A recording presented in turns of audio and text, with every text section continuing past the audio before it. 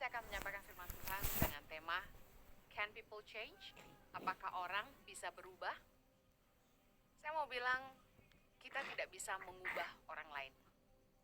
Dalam hubungan kerap kali kita meminta pasangan kita untuk berubah. Kita meminta orang lain untuk berubah. Apakah berhasil? Ada yang berkata, saya mau jadi pacar kamu, asalkan kamu berhenti merokok. Saya mau jadian sama kamu, asalkan kamu mau ikut saya ke gereja. Kalau nanti sudah punya anak, saya percaya pasangan akan setia. Kalau sudah menikah nanti, pasangan saya pasti tidak kasar lagi. Bahkan ada yang bilang gini, saya akan setia asalkan kamu belikan saya rumah. Pertanyaannya, apakah orang bisa berubah? Pengalaman hidup saya belajar kita nggak bisa ngubah orang lain. Firman Tuhan berkata, orang bebal sulit berubah. Amsal 26 ayat 11 berkata, seperti anjing kembali ke muntahnya, demikianlah orang bebal yang mengulangi kebodohannya. Orang bebal sulit dikasih tahu, tidak mau menerima masukan biasanya. Ulangan 21 ayat 18 berkata begini, apabila seseorang mempunyai anak laki-laki yang degil dan membangkang, yang tidak mau mendengarkan perkataan ayahnya dan ibunya, dan walaupun mereka menghajar dia, tidak juga ia mendengarkan mereka. Ada orang-orang yang memang bebal, sulit diberitahu, tidak mau mendengarkan, bahkan firman Tuhan katakan, dihajar aja tetap gak mau dengar. Tidak semua orang mudah untuk berubah. Mari kita belajar apa sih yang bisa membuat orang berubah. 3 penyebab orang berubah. Yang pertama, berubah karena masalah. Biasanya mereka berubah karena takut. Yang kedua, berubah karena terjamah anugerah Allah, pekerjaan Roh Kudus dalam hidup kita. Yang ketiga, berubah karena paradigma, pengertian, pembaharuan akal budi. Karena mengerti, orang berubah. Mari kita perhatikan tingkah laku anak-anak balita. Ada yang cukup diberitahu dengan bahasa isyarat. Kalau cabai itu pedas, biasanya kita bilang, jangan makan, jangan pegang, pedas, huha. Nah, anak-anak yang penurut, biasanya dia akan ikut-ikutan bilang, wah, dan dia tidak akan sentuh cabai itu. Mudah diberitahu, hanya dengan bahasa isyarat aja, tanpa perlu dia sentuh. Dia langsung nurut.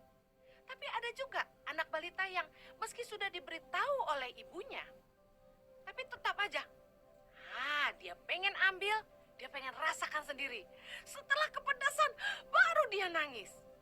Tapi setelah mengerti bahwa cabai itu pedas, baru dia nggak berani sentuh lagi. Ada orang-orang yang diberitahu langsung mendengar. Orang bijak, gak perlu ngalami malapetaka dulu melihat pengalaman orang lain di depannya. Jatuh, dia belajar dari situ, dia nggak buat. Belajar dari kesalahan orang lain, itu orang bijak. Tapi ada orang bebal, sudah tahu jalan itu salah, tapi mau coba-coba. Sudah dikasih tahu, nggak mau dengar. Akhirnya kena masalah, baru berubah. Kita harus tahu bahwa Tuhan mau kita berubah dari cara-cara hidup kita yang lama. Efesus 4 dengan judul perikop manusia baru. Mari kita baca sama-sama ayat yang ke-17. Sebab itu kukatakan dan kutegaskan ini kepadamu di dalam Tuhan. Jangan hidup lagi sama seperti orang-orang yang tidak mengenal Allah dengan pikirannya yang sia-sia dan pengertiannya yang gelap, jauh dari hidup persekutuan dengan Allah karena kebodohan yang ada di dalam mereka dan karena kedegilan hati mereka. Perasaan mereka telah tumpul sehingga mereka menyerahkan diri kepada hawa nafsu dan mengerjakan dengan serakah segala macam kecemaran. Sebelum kita dibaharui oleh Roh Kudus, sebelum kita menerima jamahan Tuhan, sebelum kita lahir baru, kita hidup dalam kesia-siaan. Di dalam hidup kita yang lama, kita meskipun tahu apa yang benar dan salah, Tapi mata hati kita seperti dibutakan. Kita menikmati kenyamanan hidup dalam dosa. Kita menikmati keuntungan meskipun mengorbankan orang lain. Kita tersesat tapi kita merasa nyaman-nyaman saja. Kita melihat orang yang hidup dalam kebenaran, malah ada yang salah dengan mereka. Tapi saya mau bilang begini, Tuhan mau kita berubah. Ada orang-orang yang berubah karena masalah. Tuhan itu seringkali mengizinkan di dalam kehidupan kita mengalami masalah-masalah, persoalan, pergumulan. Sebenarnya tujuannya supaya kita kembali ke jalan yang benar. Karena Tuhan mau kita hidup dalam kebenarannya. Tuhan mau kita berubah. Saya teringat kisah Nabi Yunus.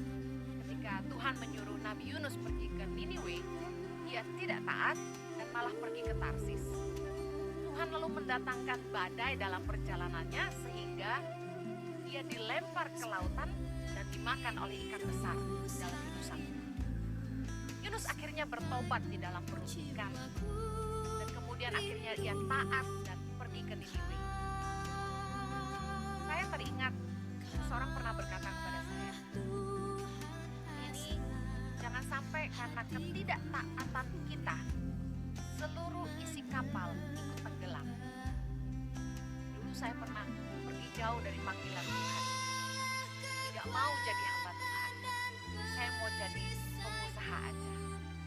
Saya ingin melayani Tuhan dari usaha saya sendiri, dari pekerjaan saya.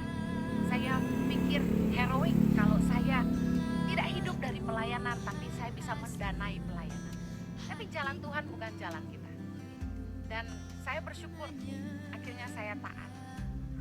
Saya tidak bisa bayangkan seandainya saya tidak taat dan saya akan mencelakakan seisi rumah saya. Jangan sampai karena ketidaktaatan ayah atau ibu membuat seluruh kapal seisi rumah itu tenggelam. Belajar dari Yunus. Jangan sampai masalah datang baru kita mau berubah. Jangan sampai kita tertimpa masalah baru kita mau bertobat. Beberapa orang tuh terpaksa berubah karena masalah. Biasanya disebabkan karena rasa takut. Tapi orang yang berubah karena masalah biasanya perubahannya sementara. Contoh, karena jomblo gak punya pacar,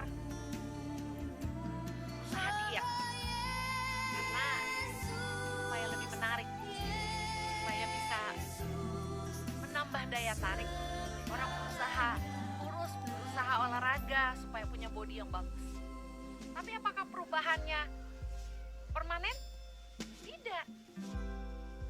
Begitu sudah menikah atau sudah punya pacar, gemuk lagi.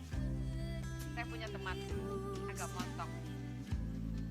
Ketika masih jomblo, diet luar biasa.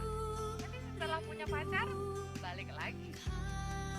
Berubah karena masalah itu sementara.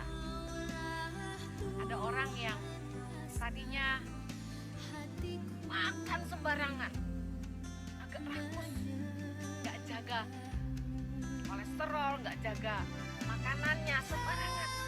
Tapi kena serangan jantung satu kali, langsung takut, mulai jaga makan. Saking kepingin makan gorengan, ambil tisu, digencet-gencet tempenya, tahu gorengnya supaya minyaknya keluar semua. Biasanya orang kalau udah kena musibah baru berubah. Tapi perubahan itu gak permanen biasanya. Pasti masih curi-curi makan juga. Setelah di penjara, apa orang berhenti berbuat jahat? Apakah penjara membuat orang berhenti ngobat? Yang saya tahu karena kami juga melayani di penjara, orang yang di penjara itu biasanya keluar masuk. Makanya orang kalau berubah karena masalah itu biasanya makanya anak muda yang jomblo kalau ada yang janji sama kamu, kalau kamu mau jadi pacar aku berubah deh, aku ikut kamu ke gereja deh.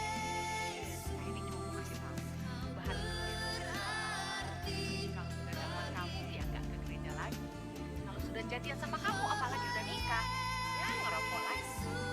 Kita nggak bisa paksa orang. Saya berusaha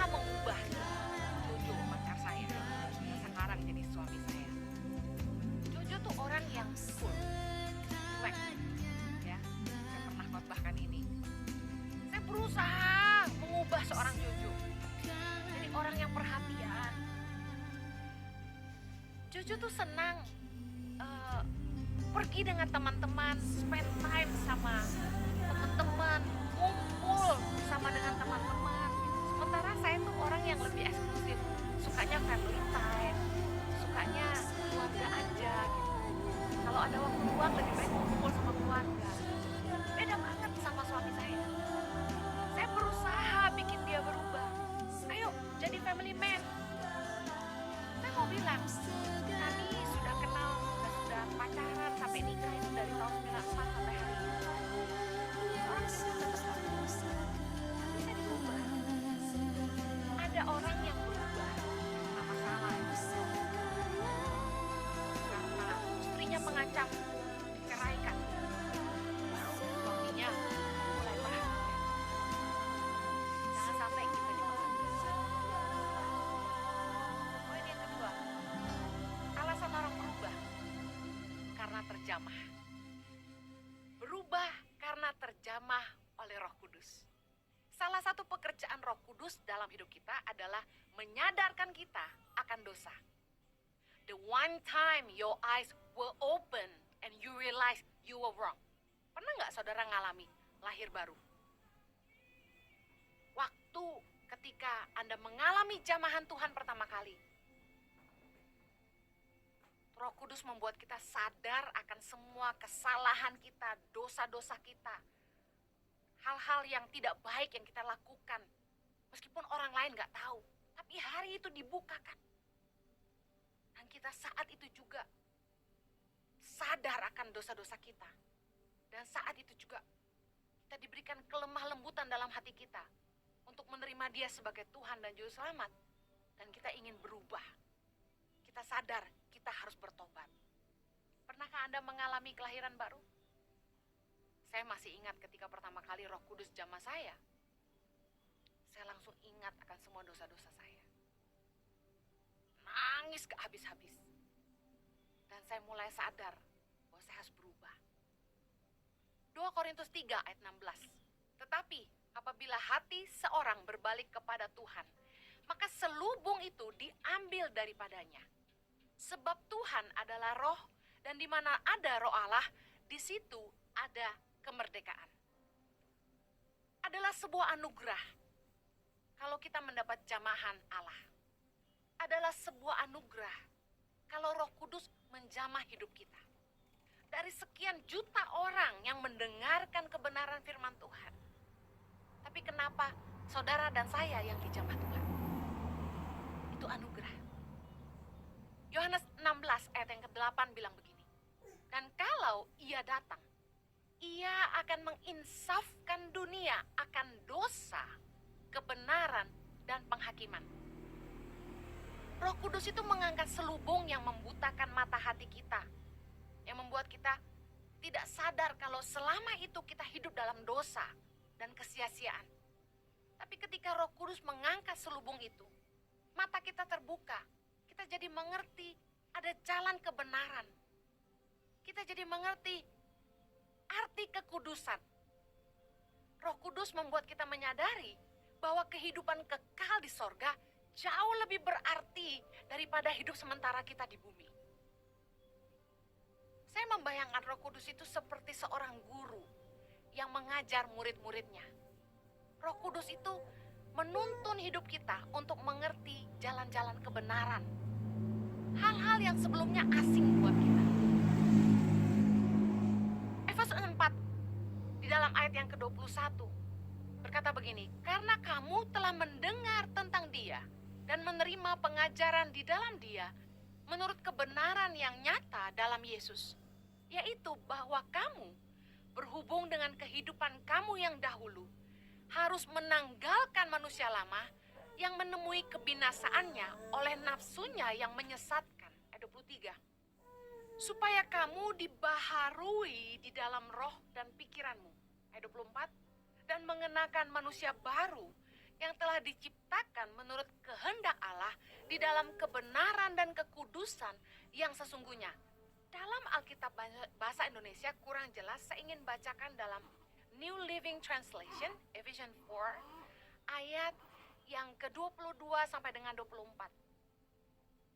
Throw off your old sinful nature and your former way of life, which is corrupted by lust and deception. Ada 23. Instead, let the Spirit renew your thoughts and attitudes. Put on your new nature, created to be like God, truly righteous and holy. Ternyata firman Tuhan dalam Efesus 4 ayat 23 dalam bahasa Inggris dijelaskan bahwa Roh Kudus yang memperbaharui cara berpikir dan tingkah laku kita. Jadi Roh Kudus ketika menjamah kita, Roh Kudus tidak hanya mengangkat selubung yang menutupi mata hati kita, tapi Roh Kudus juga memperbaharui cara berpikir kita. Roh Kudus memperbaharui akal budi kita. Dan juga Roh Kudus memperbaharui attitudes kita, membuat kita mengerti apa yang harus kita lakukan dengan hidup kita. Merupakan pekerjaan Roh Kudus untuk menyadarkan kita akan semua dosa dan kesalahan kita. Sehingga ketika kita terjamah oleh Roh Kudus, seketika itu hidup kita berubah. Kita mulai merasakan ada kehidupan yang baru yang Tuhan sediakan di depan kita. Bahwa kita harus meninggalkan cara-cara hidup kita yang lama. Tetapi, jamahan Roh Kudus tidak membuat kita kebal akan dosa. Saya akan masuk ke poin ketiga. Bahwa orang harus berubah karena paradigma. Roh Kudus yang memperbaharui akal budi kita. Tetapi bagian kitalah yang harus mengambil keputusan untuk hidup dalam ketaatan akan kebenaran dan kekudusan. Seperti yang firman Tuhan ajarkan. Tekad atau keinginan untuk berhenti berbuat dosa harus lahir dari hati kita. Roh Kudus telah mengajarkan kita disadarkan akan dosa-dosa kita, dan Roh Kudus mengajarkan kepada kita jalan kebenaran, hidup dalam kekudusan seperti yang Tuhan mau untuk kita. Tetapi kita harus berubah oleh pembaharuan akal budi, yang artinya setelah kita mengerti